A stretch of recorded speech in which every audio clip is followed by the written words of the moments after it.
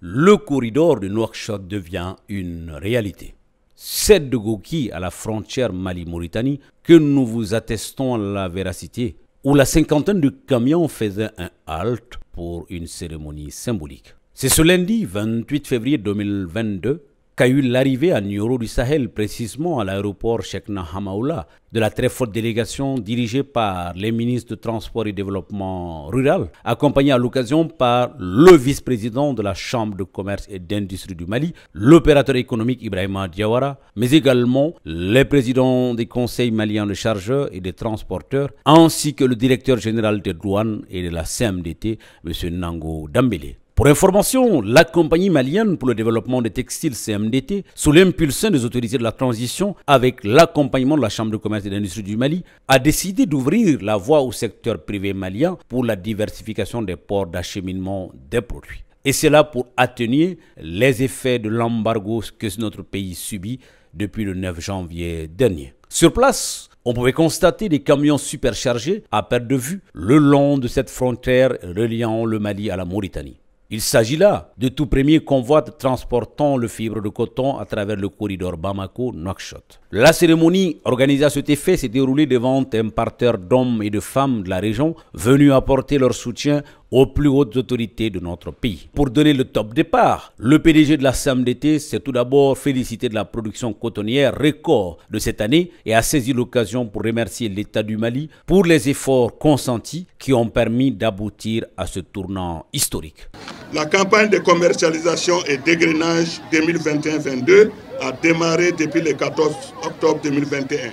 Les cadences journalières d'égrainage ont atteint des pics records de plus de 6 000 tonnes par jour, contre l'ancien record de 4 000 tonnes par jour établi en 2019. Quant à la qualité, nous enregistrons à cette date 78,75% de grade de tête sur une prévision de 77,41%. Les résultats très encourageants de la campagne 2021-22, consécutifs aux efforts conjugués de l'ensemble des acteurs et des partenaires de la filière, ont été perturbés par la situation actuelle du pays, caractérisée par l'embargo et la fermeture des frontières de l'espace CEDEAO, entraînant l'arrêt immédiat des évacuations du coton fibre vers les ports de transit traditionnels. Cette situation a provoqué un engorgement des aires de stockage au niveau des usines et pèsera à terme sur la capacité de la CMDT à honorer ses engagements contractuels vis-à-vis de ses clients, d'où l'importance de cette cérémonie de lancement du couloir Bamako-Nouakchott pour la filière coton. Il a été suivi du premier responsable des transporteurs maliens qui du reste a retiré leur détermination à accompagner les efforts du gouvernement dans ces différents projets. Nous assisterons bientôt au départ à l'entrée en territoire voisin de Mauritanie des premiers véhicules chargés de balles de coton, consacrant ainsi les bonnes relations fraternelles qui unissent le Mali et la Mauritanie, confirmant cette vérité selon laquelle c'est dans le malheur qu'on reconnaît ses amis. Vous avez à votre disposition des transporteurs professionnels et patriotes prêts à porter partout où il faut le flambeau du pays. Ils sont les bras et pieds de l'économie de notre pays. Acteurs majeurs, mais aussi plus grands bénéficiaires de la diversification du corridor d'accès à la mer, la Chambre de commerce et d'industrie du Mali, à travers son vice-président Ibrahima Diawara, a salué cette initiative de la CMDT et des autorités du Mali qui donne ainsi un bouée de sauvetage aux opérateurs économiques maliens en pleine sanction de la CEDEAO et de l'UEMOA.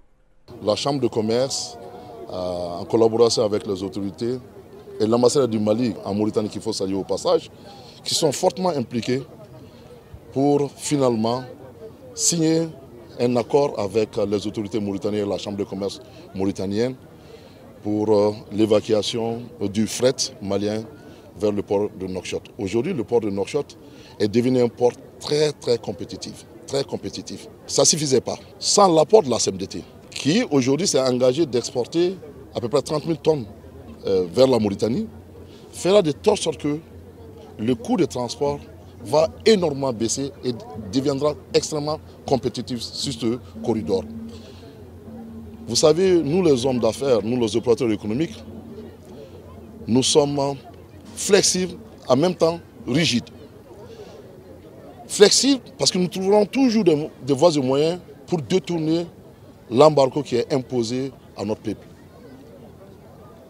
Rigide, lorsque nous commençons à fréquenter une destination, ça sera très difficile de nous faire revenir sur les destinations ou les ports qu'on utilisait avant l'embargo. Pour exemple, avant la crise ivoirienne, 70%, pratiquement 70% du fret malien transitait par le port de la Côte d'Ivoire. Et après la crise ivoirienne, la tendance s'est renversée. C'est 70% du trafic passait par Dakar. Et vous avez vu, ça fait plusieurs années que la crise ivoirienne est passée, mais la tendance n'a pas pu être renversée parce que les gens ont continué à utiliser le port de Dakar.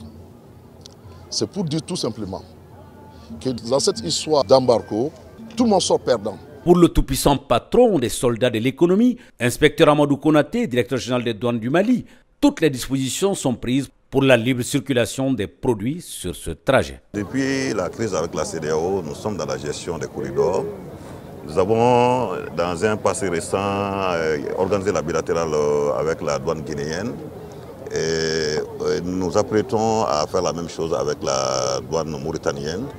En fait, les douanes sont là pour accompagner tout ça, pour accompagner tout ce que les hautes autorités sont en train d'envisager en termes de réduction de la souffrance des populations et des opérateurs économiques. L'avantage, c'est cela. Et nous travaillons tous les jours pour favoriser vraiment, en tout cas, créer toutes les conditions favorables à l'exportation, qui est source de revenus, qui est source de richesse pour le pays. Au président des chargeurs du Mali de rappeler que cette diversification était déjà envisagée avant l'embargo et de remercier la CMDT, mais également la Chambre de commerce, plus personnellement son président Ibrahima Diawara, ici présent. Déjà, même avant l'embargo, nous étions en train de voir comment faire travailler les autres ports parce qu'on était souvent emmerdés par les ports que vous connaissez. Le coton malien pouvait attendre dans ces ports-là, le véhicule est là.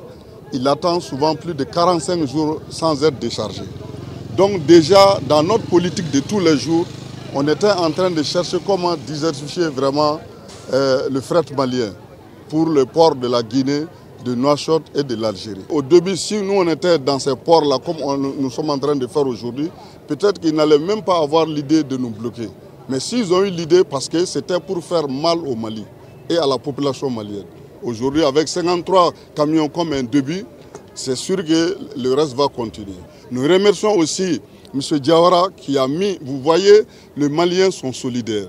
Aujourd'hui, nous on avait voulu avec mon collègue du CMTR, puis de la Chambre, notre frère a mis tout un avion à notre disposition pour faire le voyage. C'est lui qui a mis l'avion à notre disposition. Donc c'est pour dire que tant qu'on sera ensemble, le Mali va avancer.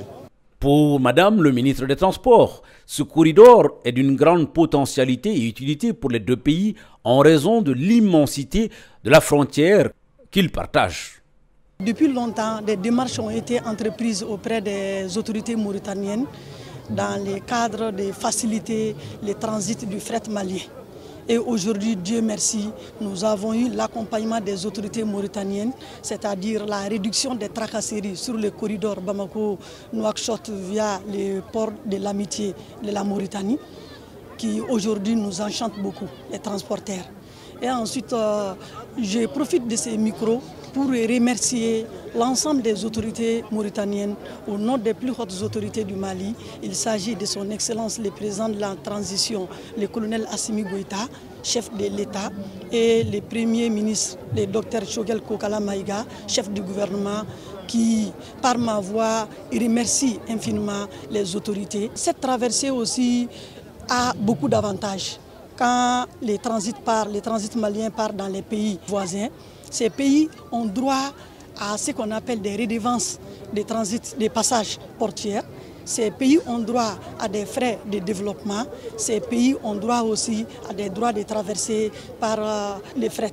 Donc ce qui veut dire que ça a beaucoup d'avantages, pas seulement pour le Mali, mais aussi pour les pays qui reçoivent les marchandises maliennes, que ce soit en destination ou bien que ce soit en provenance du Mali. Cette diversification, selon le ministre du Développement rural, permettra également de réduire le coût de transaction commerciale malienne et de désengorger les ports de transit. Lorsque, au sein de l'UEMOA et de la CEDEAO, on a pris cet embargo injuste contre notre pays, donc on a décidé de diversifier nos ports de transit.